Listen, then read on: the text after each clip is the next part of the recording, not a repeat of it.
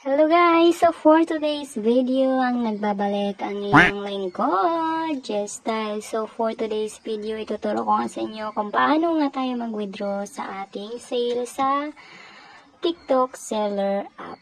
So guys, punta lang kayo dito sa Finance.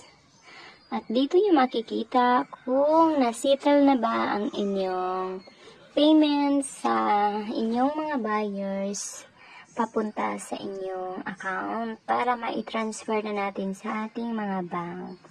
So, i-click nyo lang ang Finance. Ayan, as you can see, may nakikita kayong 1-4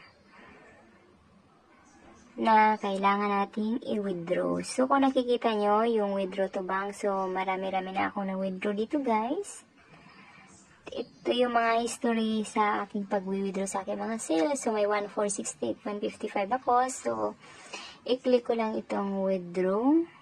Then, may coming pa akong to settle 523.88. So, coming pa siya guys. Hindi pa yan na-settle. Then, ngayon, i-enter mo lang dito ang inyong password sa inyong TikTok Seller app. Then, pagkatapos nyan guys, i-click mo lang yun at dito ka mapupunta. Ayan siya guys. At i-type nyo lang dito ang inyong amount na wi-withdrawin. So, minimum withdrawal amount, 1 pesos. Maximum withdrawal amount, 25 million funds should arrive in 3 to 6 business days. So, pagkatapos yung ma-click guys, click withdraw, then confirm withdraw.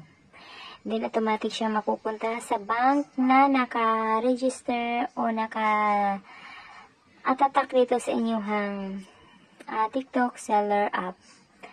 Then, back lang tayo guys. Kung nakikita nyo withdrawal in progress na. 3 to 6 days working days ang pag-wait ninyo sa inyong pera na papasok sa inyong bangko. Ayan siya guys. At kung nakikita nyo ngayon, 0 na siya.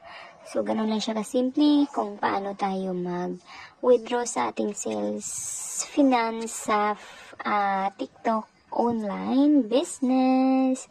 So, salamat sa panonood guys. Kung may natutunan ka, huwag mong kalimutan, like, subscribe, and hit the notification bell para always kang updated sa aking mga ladies upload.